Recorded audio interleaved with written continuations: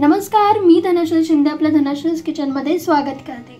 तर आज आपण बघणार आहोत एकदम कमी साहित्यात होणारी आणि झटपट अशी होणारी भाजी। चला तर बघूयात ही तांदळीची म्हणजेच तांदूळाची भाजी कशी करायची ते। तर इथे मी तांदूळाची भाजी घेतलेली आहे आणि एक जोडी भाजी घेतली आहे। छान मस्त नीट करून 2 ते 3 वेळा स्वच्छ पाण्याने धुवून घ्यायची, म्हणजे त्याच्याची जी माती वगैरे असेल ती सगळी निघून जाते। तर मी इथे 2 ते 3 वेळा भाजी नीट छान अशी धुवून नितळून घेतलेली आहे।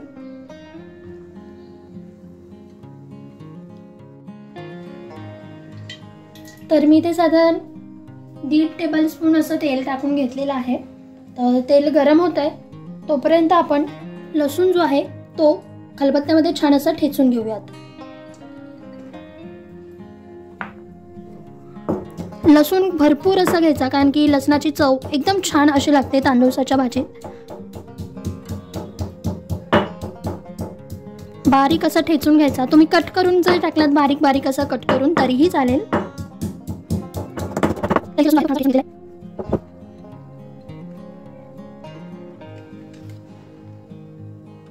तर इथे तेल जे आहे ते गरम झालेलं आहे आणि तोपर्यंत आपण लसूण पण ठेचून घेतलेला आहे। चला तर आता लसणाची मस्त अशी फोडणी देऊया। आपल्याला याच्यामध्ये फक्त लसूण टाकायचं आहे, जिरे मोहरी वगैरे काही टाकायची गरज नाही।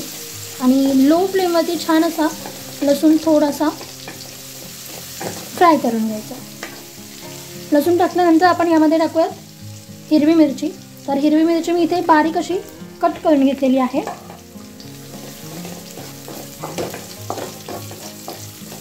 लसणाचा तडका देताना गॅसची फ्लेम लोच ठेवा, कारण की तेल तापलेलं असतं।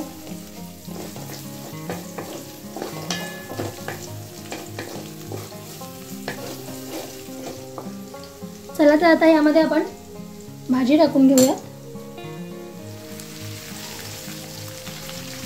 ही भाजी दिसताना आता तुम्हाला जास्त दिसते, पण शिजल्यानंतर ती एकदम थोडी अशी होऊन जाते, म्हणजे अगदी मेथीच्या भाजीसारखं।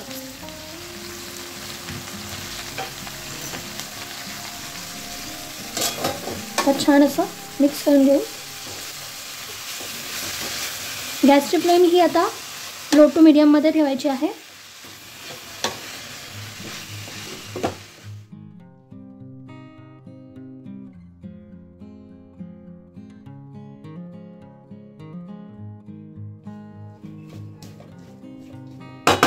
तर इथे आपण भाजी छान अशी मिक्स करून घेतलेली आहे। आता यामध्ये आपण टाकूयात थोडंसं मीठ। तर अगदी थोडं मीठ टाकायचं, जास्त मीठ नाही लागत तांदूळच्या भाजीला। आणि परत एकदा छान असं मिक्स करून घेऊया। पाणी वगैरे काही टाकायचं नाही आहे आपल्याला, उलट ह्याच्यामध्ये मीठ टाकल्यावरती यालाच पाणी सुटतं आणि त्याच्यामध्येच ती आपल्याला भाजी शिजवून घ्यायची आहे। तर छान असं मिक्स केलंय।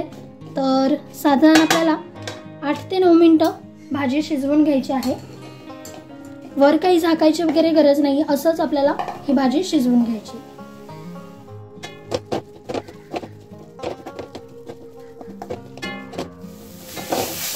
तर इथे आपली भाजी जी आहे ती मस्त अशी शिजलेली आहे।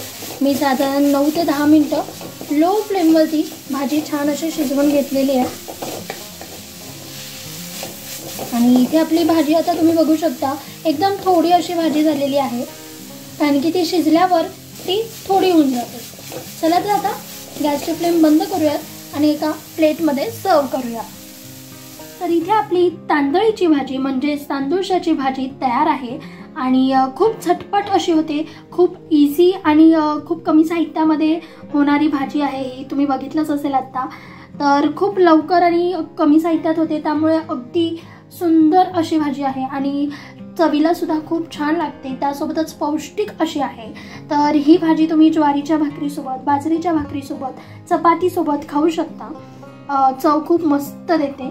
तर तुम्हाला जर काही तांदूळाच्या भाजीची रेसिपी आवडली असेल तर रेसिपीला लाईक करा, तुमच्या फ्रेंड्स आणि रिलेटिव्सला नक्की शेअर करा।